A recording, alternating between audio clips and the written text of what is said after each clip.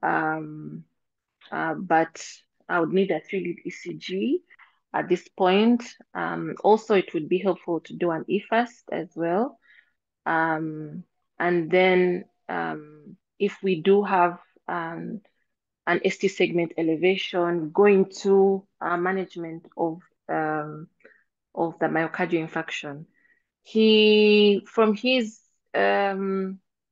disability, the patient is awake. GCS is 15/15, though there was a comment about the random blood sugar. That wasn't taken, and on exposure, it was normal. So at this point, after the primary survey and from the sample history, I'd want to, one, give high dose aspirin because of the likelihood of an acute MI. Put him on oxygen, depending on what the ECG shows. Then we can take it from there, but then do diagnostics as well. Do cardiac markers, do my 12-lead ECG. I would even request for chest X-ray, rule out causes of chest pain with difficulty in breathing.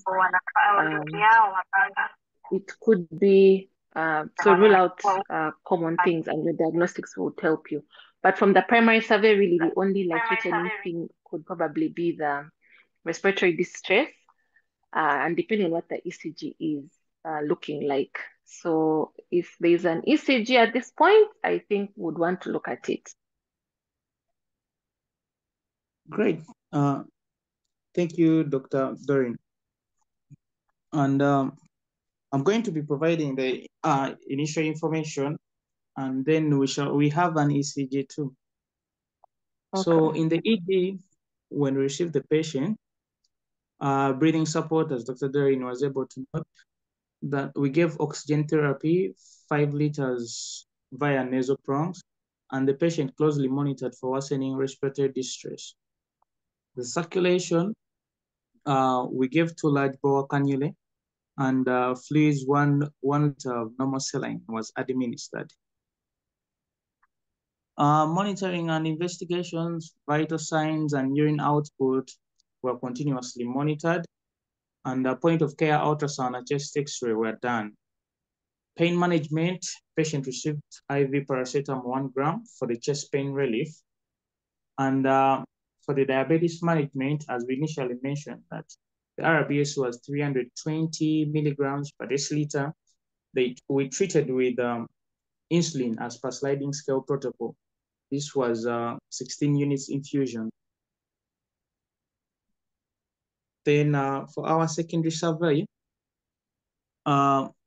we did a secondary survey, head and neck veins were prominent. I'm going to mention now the positive findings. Neck and veins were prominent, no tracheodeviation. The chest was asymmetrical. There was a symmetrical chest wall movement observed. Tenderness on the left side of the chest with diminished breath sounds. Then the abdomen, it was soft, non-tender, and non-distended. Bowel sounds were present. The extremities, as Dr. Doreen noted, that we had to comment about them. We were able to see no obvious deformity, no swelling, no bruising. Peripheral pulses were weak but palpable bilaterally. Tingling sensations reported in the hands and feet, consistent with a history of their diabetic peripheral neuropathy. Neurological exam, the patient was alert and oriented with our GCS of 15. No focal neurological deficits noted. Reflexes were both all were normal except for the decreased sensation in the hands and feet. For the skin, it was cool, clammy initially with slight improvement in warmth following resuscitation. No rashes, bruising, or visible external injuries. For the labs and imaging, a CBC was done, complete blood count. Hemoglobin was 13.2, and according to that lab, it was normal. The white blood cell count was slightly elevated. The platelets were normal, as you can see the figures. Then the ABG, the arterial blood gas, pH, the patient was having mild acidosis, 7.34.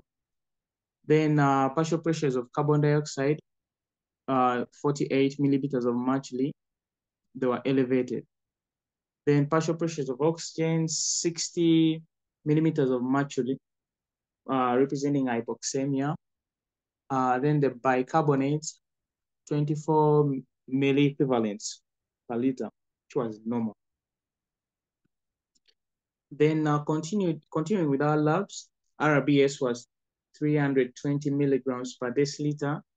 To millimoles, it was 17.8 millimoles, which was elevated. However, the troponin was normal.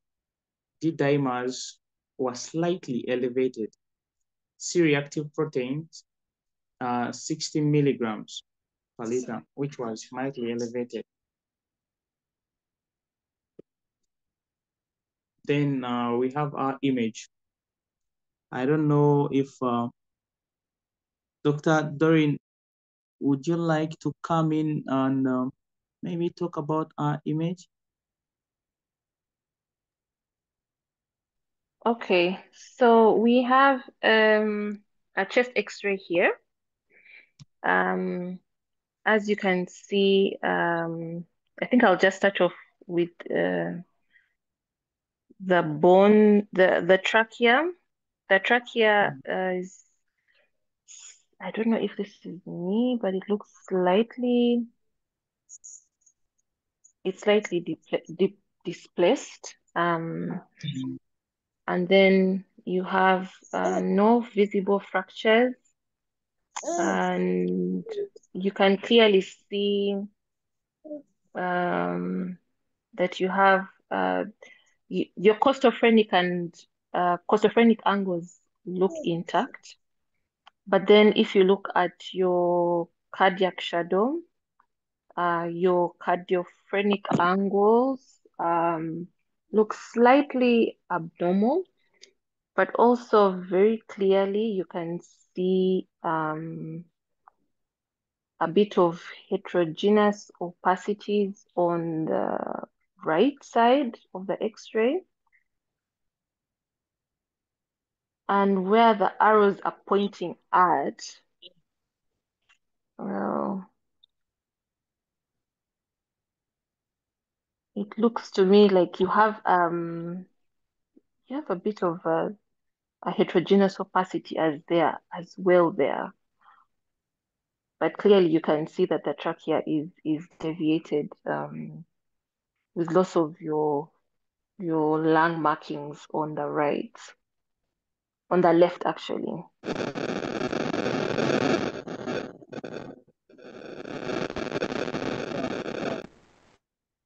Thank you, Dr. Doreen, for that. And in case there is the medical students who would like to ask questions, the chat is open. You can always send the question in the chat and it will be answered. So like Dr. Doreen said, our X-ray is displaying a displaced trachea. Let me just show the image interpretation.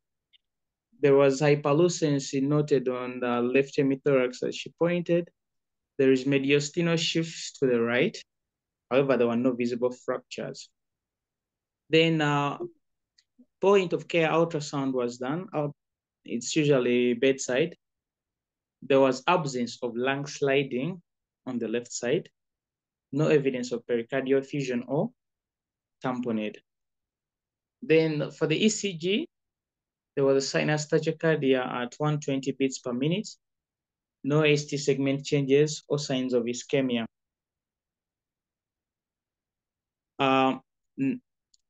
This is where I come back to Dr. Doreen. I hope the information which was requested. Sorry, could you go back? Yeah, could you go back to the previous slide? Yes. So point of care showed no lung sliding on the left side and no evidence of pericardial effusion or tamponade. Okay. I hope the medical students know what that means. So is there anyone in the audience, medical students, who would like to tell us something about lung sliding and ultrasound? There is a question. Oh, Shubham Vekaria said high possibility of pneumothorax due to blade rupture, tension pneumothorax. Okay. Is there anyone who would like to talk about lung sliding in the audience?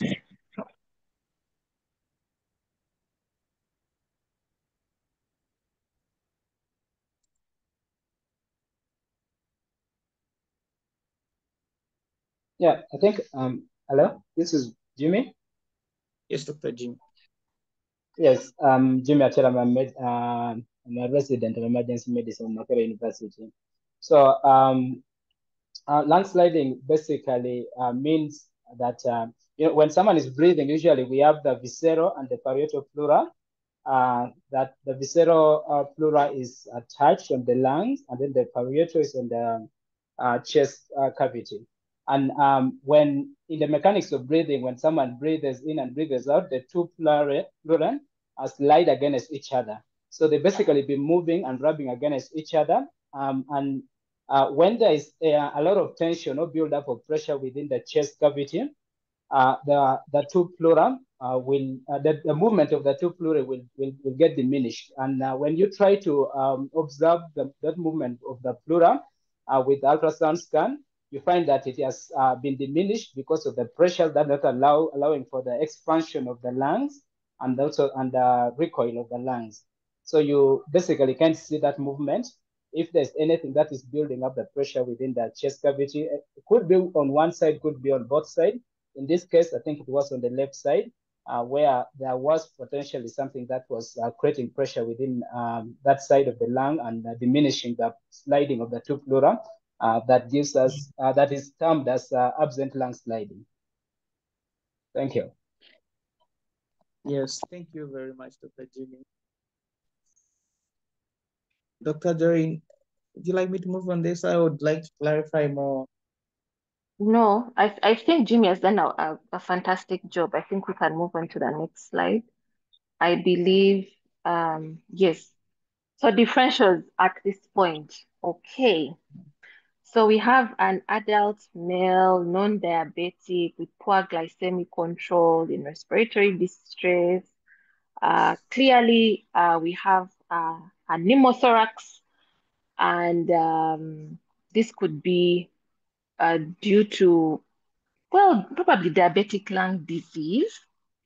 So diabetic patients are at increased risk of infection. That is one. So if they did have any underlying pneumonia, or even if they had probably TB, this could predispose them to a pneumothorax. But also, because of his blood sugar that's not well controlled, he could be at risk of diabetic neuropathy. And this can also affect the respiratory system. And this presentation is not very common, really. But because of their underlying blood sugar, and because of that, they are predisposed to poor healing, and their immune function is definitely going to be lowered.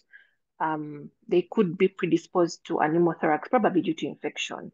It's highly unlikely that it's traumatic.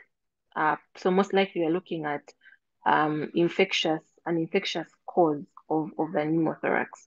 So at this point, I would really want to, one, stabilize this patient. He's in respiratory distress. We've confirmed that he has a pneumothorax. He has no lung sliding. So I would definitely want to put in a chest tube, put him on oxygen, make sure that his sats go up, his respiratory rate goes down, and then after that, do more investigation.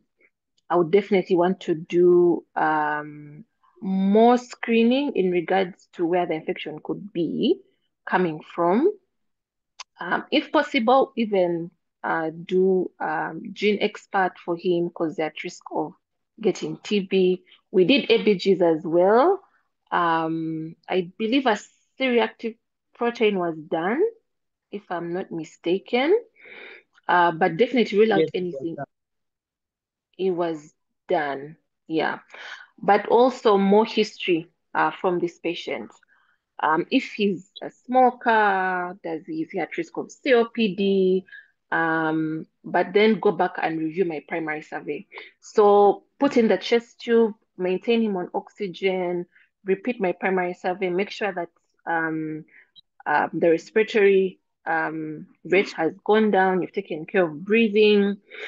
And then you want to make sure that imaging, you could do repeat X-ray after putting the chest tube, but also you could advocate for a chest CT and keep on monitoring your blood gas analysis. Because now at this point, why is a diabetic patient getting a pneumothorax?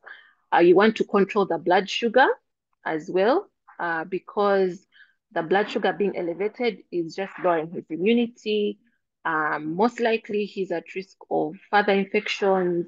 So control the blood sugar because that will also delay the healing.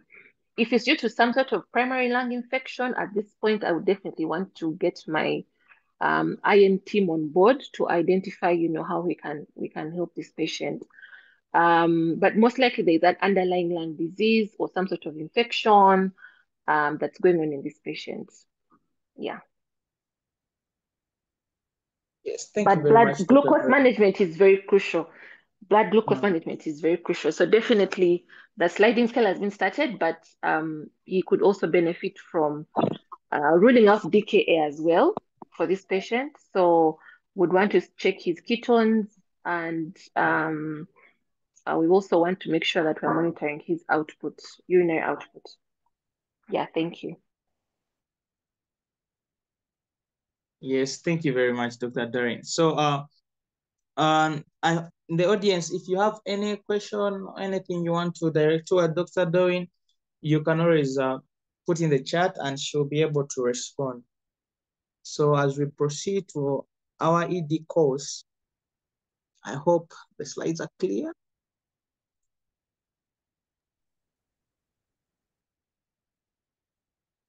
Everyone is able to see? Yes, Trigan, we are able to see the slides very well. Just to guide the session, if you have more questions, Dr. Doreen is going to answer most of them in the next 20 minutes, which are coming in, where she's going to give expert opinion. Otherwise, post the questions in the chat and you'll get answered. So Regan, please continue and wrap this up in the next 2 minutes.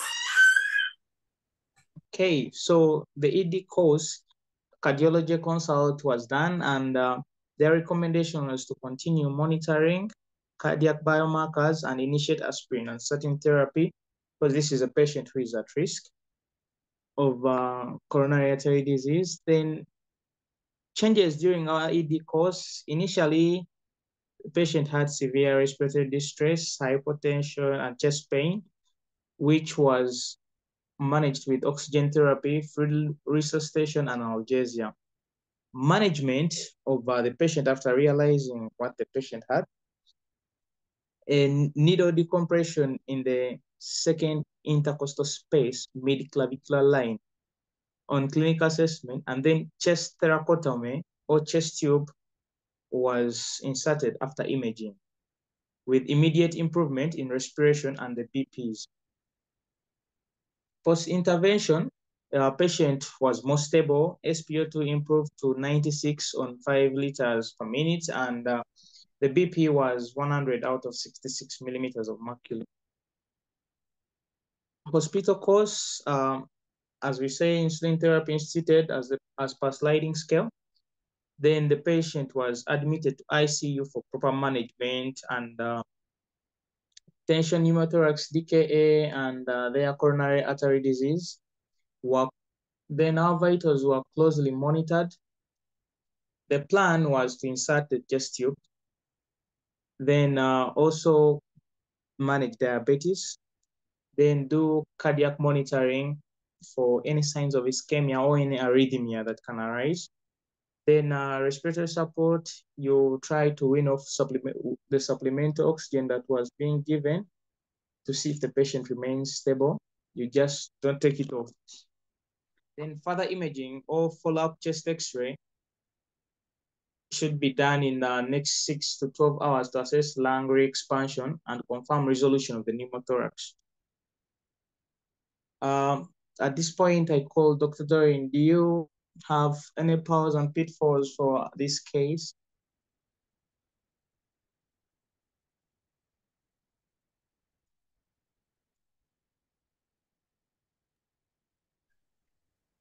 Wow. I hope you can all hear me. Yes, we can. Yes, yes, we can. Yes. Wow, this was such an interesting case. Very interesting. It's not typical that you're going to have a pneumothorax in a diabetic patient. And most times for our diabetic patients who come in with respiratory distress, most times we're going to think of Kussmaul breathing, and most likely we shall um, uh, not be very keen to look out for a pneumothorax, but it does happen for these patients. So adult male, spontaneous chest pain, history of DM, you're thinking of, an MI. That's probably one of the things you want to rule out. So it was good that the cardiac team came on board, gave him the high dose aspirin, because when you presented that case, that was the first thing that came to me. Oh, this guy must be having an MI. But then later on in the presentation, it was highlighted that we were dealing with a pneumothorax. But just for our colleagues online, common things occur commonly. And if you have a patient who comes in with chest pain, always rule out your MI. And this patient actually was at risk of having an MI. But then because of the high glucose levels, the respiratory findings, unfortunately, when we're doing the primary survey, the findings of a pneumothorax are not clearly brought out. Maybe it would have been better to have a little bit more emphasis as you're doing your primary survey. Go back to your clinical skills, look, listen, and feel. You look at the respiratory rate, look at the chest rise, feel for chest expansion, percuss over the chest wall, auscultate and listen for breath sounds. And this is one of the cases whereby if you do not go back to your clinical skills and just examine your patients adequately, you will miss very, very important findings. So the pneumothorax, you don't actually need a chest X-ray to diagnose your pneumothorax. Your clinical skills should be adequate enough to diagnose it. Your point of care ultrasound is just to confirm what you already know. And already a pneumothorax in a diabetic patient is something that is not common, but it should now start raising a lot of eyebrows and a lot of questions in your mind as you approach the patient. In the approach to the emergency patient, you want to diagnose what's life-threatening. This patient was in respiratory distress. We confirm that it's because of the pneumothorax, putting in the chest tube, putting him on high flow oxygen would definitely resuscitate him. And definitely he had an issue with his blood sugar, which was life-threatening as well. So the sliding scale was started using insulin, fluids. But remember, for everything that you do in your primary survey, you have to go back and reassess. But also you have to monitor whatever you're giving. Is it improving the patient outcome, but also how is the patient responding to the treatment I'm giving? So for this patient particularly, you want to just manage your oxygen saturation, your GCS, you want to monitor your output, and you also want to monitor your blood sugar. But then just to take us into the actual case itself, like I had mentioned earlier, so troponin was done, and troponin is very important when you want, in the context of a heart attack. It helps you confirm the diagnosis, but it will just help you determine the extent of injury. And usually your troponin will rise within the first few hours of a heart attack. and it's very sensitive and specific for an MI, but usually your 3-lead ECG or 12-lead ECG and also your clinical findings will guide you to confirm the diagnosis of an MI. Troponin was normal, which was good for the patient. So now let's go into the actual diagnosis of this patient. So we have a patient with a pneumothorax. A pneumothorax in a diabetic patient, this is, we rarely come across it, but it can happen. Like I said, this patient, clearly he had very poor glycemic control. So which means his immunity was low. A pneumothorax can be spontaneous, it can be traumatic, it can also be a tension pneumothorax. And we can also have infectious causes of a pneumothorax. We don't have any history of trauma in this patient, but this patient also didn't have a tension pneumothorax. So most likely we're dealing with an infectious cause of the pneumothorax. So pneumothorax will present with pain. It will present with pain. But because this patient is diabetic, again, it could be misleading because you could think, is it Kussmaul breathing that I'm dealing with? Is this DKA? So most likely you won't look out for the pneumothorax, but just look for shortness of breath. You look for tachycardia, which I believe he had.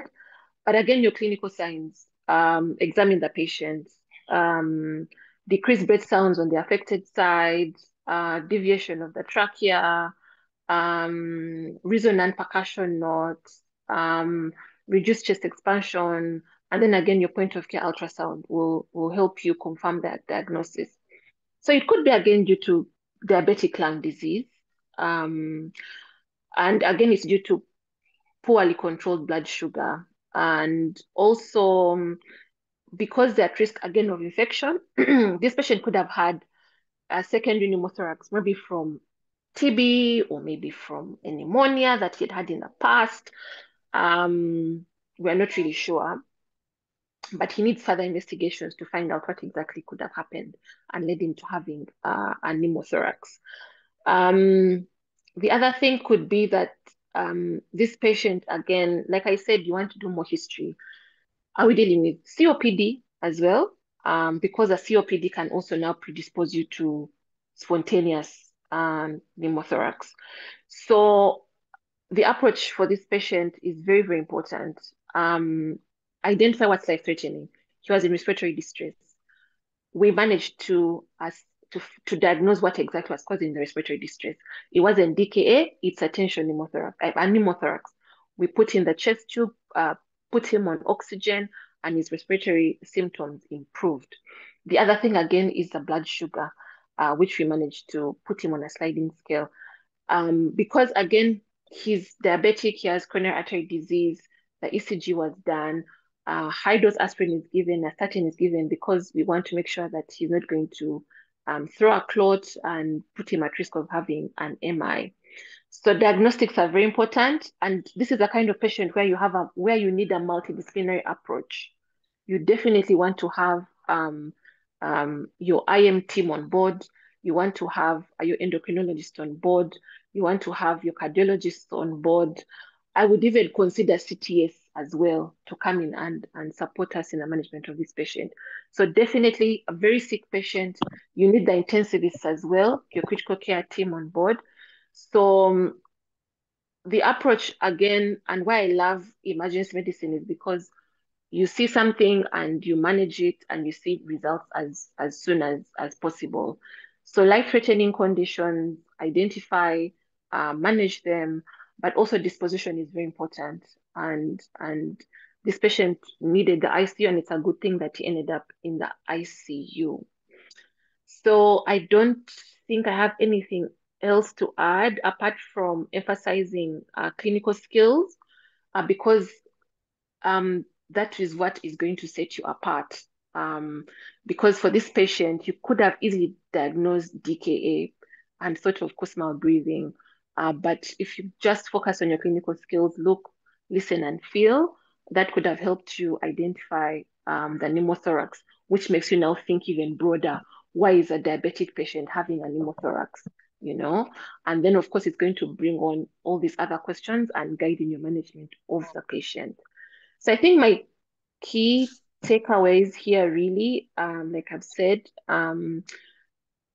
common things might not really occur, for example, for this patient. But then again, go back to your clinical skills. Learn to master the simple things and master them very well. So I think that's it from me. Yes, thank you very much, Dr. Doreen. So look, listen, and feel is a major takeaway. Your clinical exam will always save you when your labs or anything else, the presentation of a patient is failing you. So we shall just go into the highlights of the case. Dr. Doreen has emphasized most of them. We have a missed summary where we have mechanism of injury. And in this patient, the mechanism wasn't clear. The patient was farming like any other person and experienced sudden onset of chest pain. Then the injury sustained, suspected tension pneumothorax due to the respiratory distress, hypotension, decreased breath sounds. Signs and symptoms, tachycardia, Dr. Doreen mentioned about these. The treatment provided oxygen, IV, pain control, needle decompression, and chest tube insertion. Then the advanced trauma life support, you want to do your primary survey thoroughly. It will always save you. Ensure air is clear, breathing, assess for adequate ventilation. Then now circulation, you want to resuscitate the patient from shock back to stability. Then you want to check their neurological status, and this patient was having a 15 GCS and pupils were reactive. Then you want to see if there is anything around the patient, remove the clothes for exposure. Then for the secondary survey, you want to do a detailed head-to-toe examination to identify all the injuries. And also you want to do focused lung and chest exam. Then when you clinically be able to suspect a pneumothorax, you want to intervene immediately. For example, doctor said, look, listen, and feel. Here we have see it, fix it. Then when you see it, identify the signs and symptoms of tensional pneumothorax.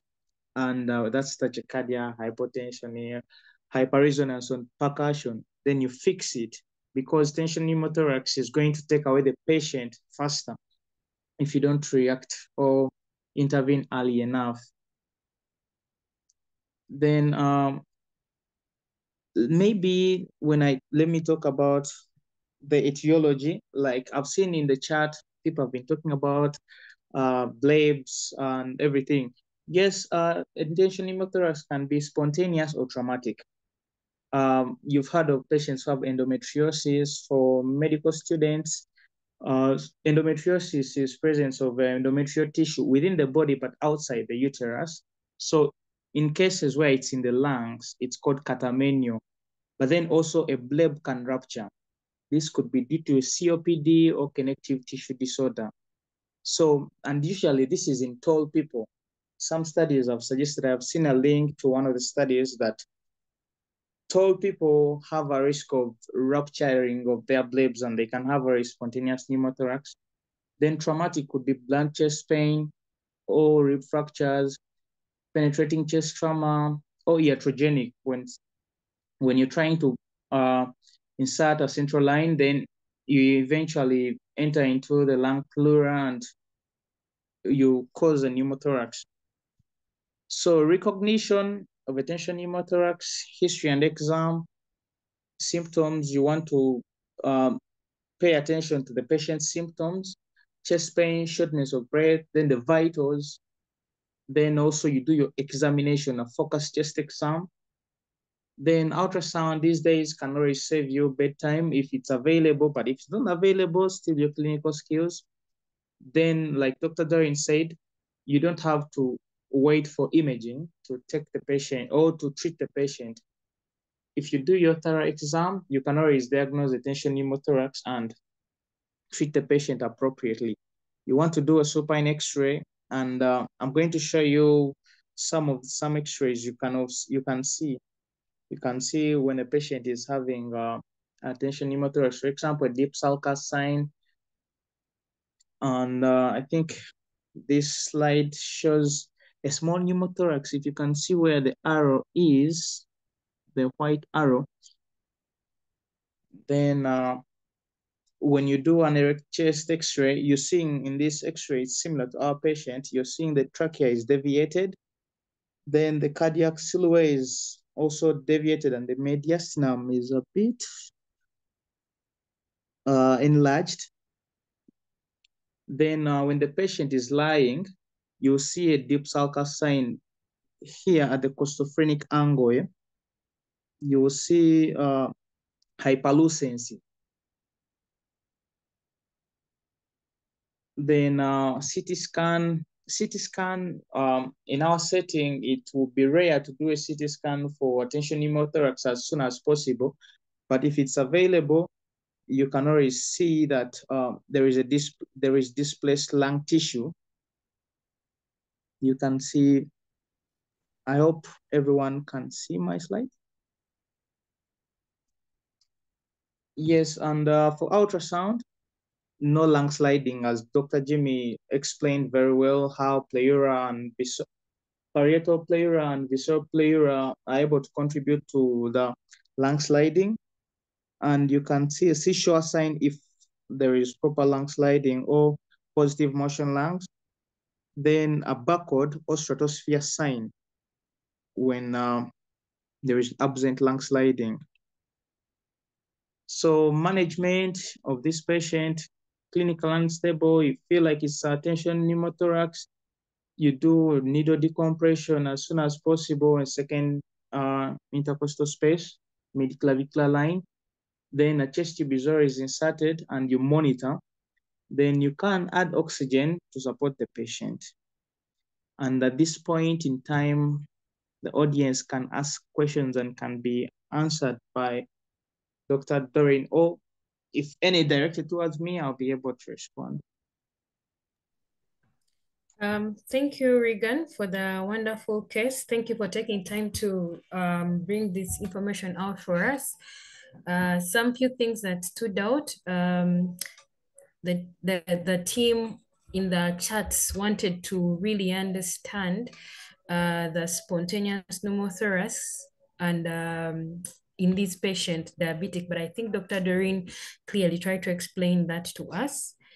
And then the other that stood out was management of a myocardial infarction.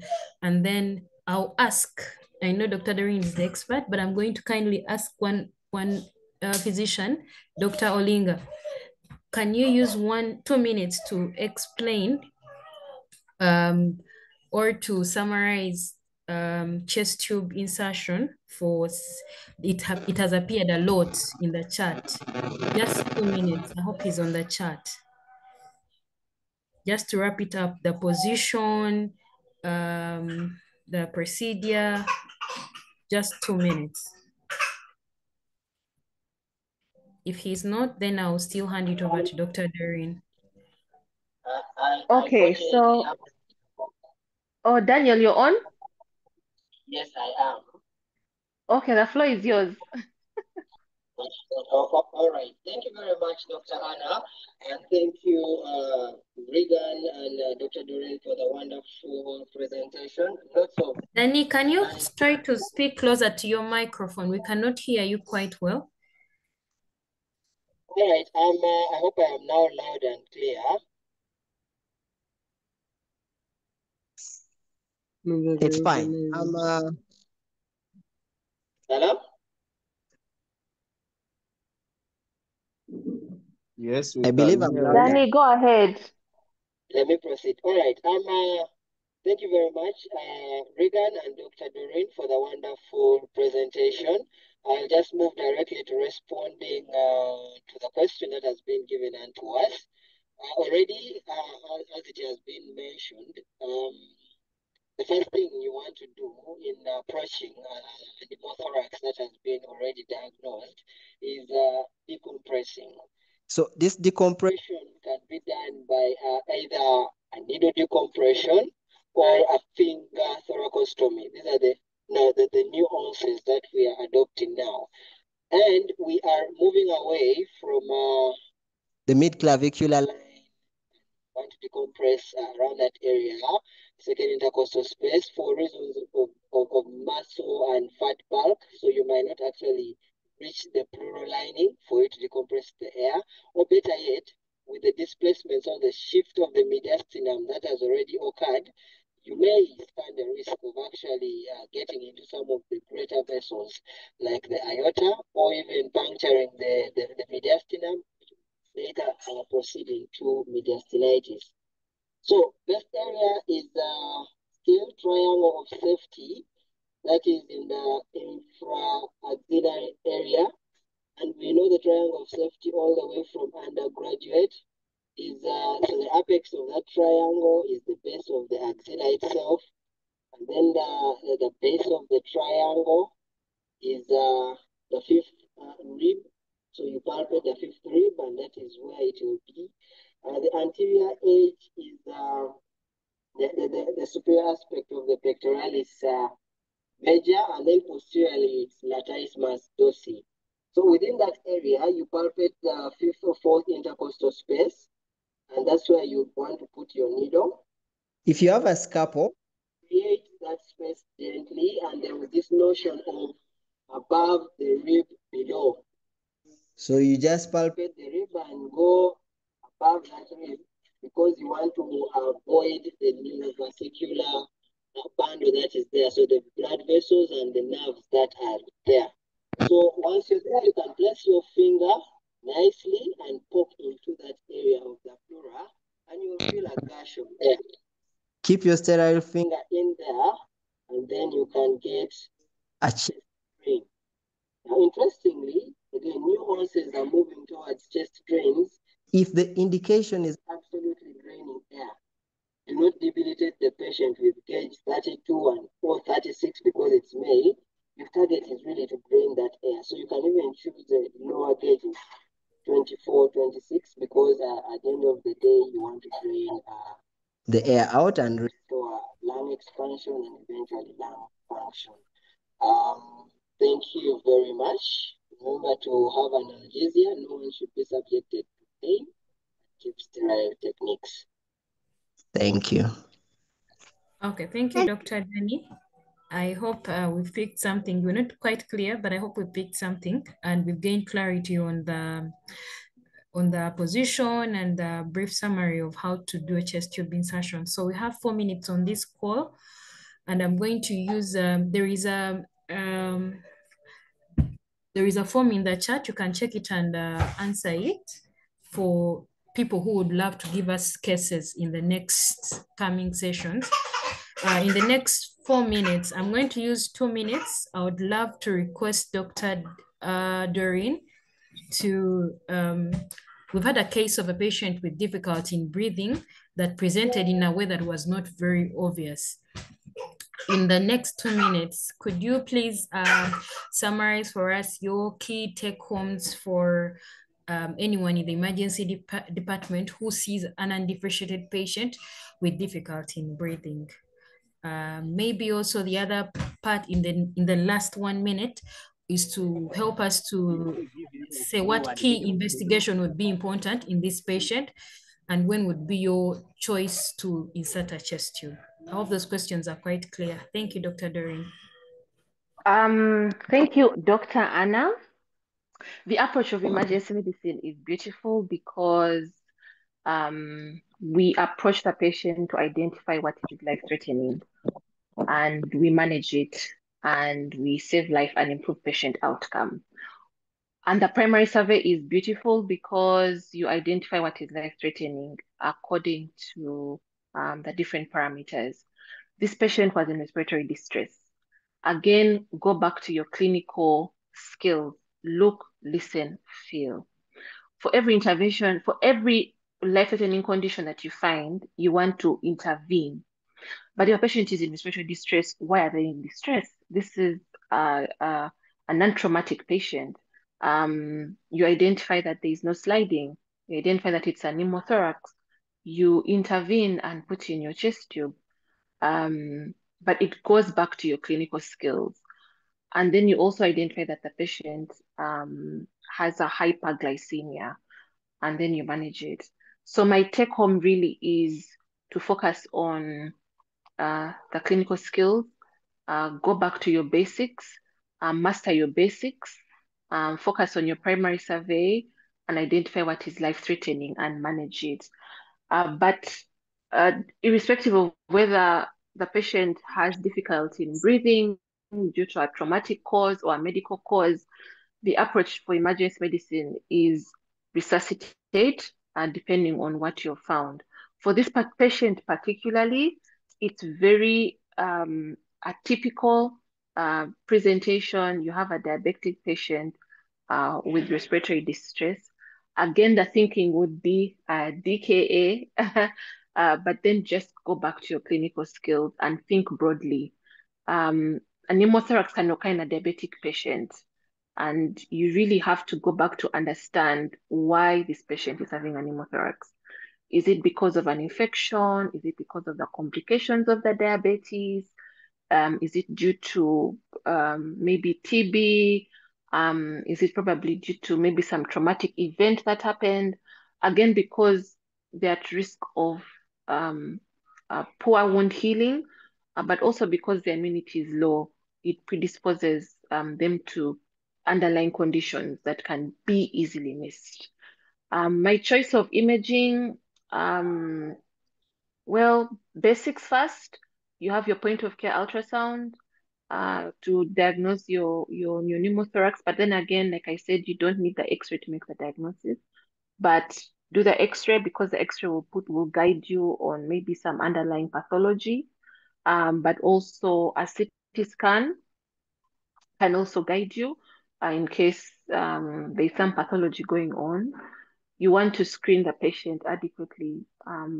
So definitely you want to do a full blood screen. You want to do a gene expert as well. And again, on the management, I think you asked something particular about the chest tube. Yeah, so the chest tube, I would go straight to chest tube insertion. I would do needle decompression if it's tension pneumothorax, but if it's just a pneumothorax, I would just go straight to placing the chest tube in the triangle of safety. So really my take home is simple things, master them excellently, do your primary survey, look, listen, feel, and that's it from me. Thank you, Dr. Doreen. That was very helpful and straight to the point. I hope we picked a lot from this session. Like we've seen, patients in the emergency department may not read, patients in the emergency department may not exactly present as TB or whatever. It may present to the patient with an emergency sign. So it's important for us to pick out what's going to kill this patient first and then respond to it as adequately as possible.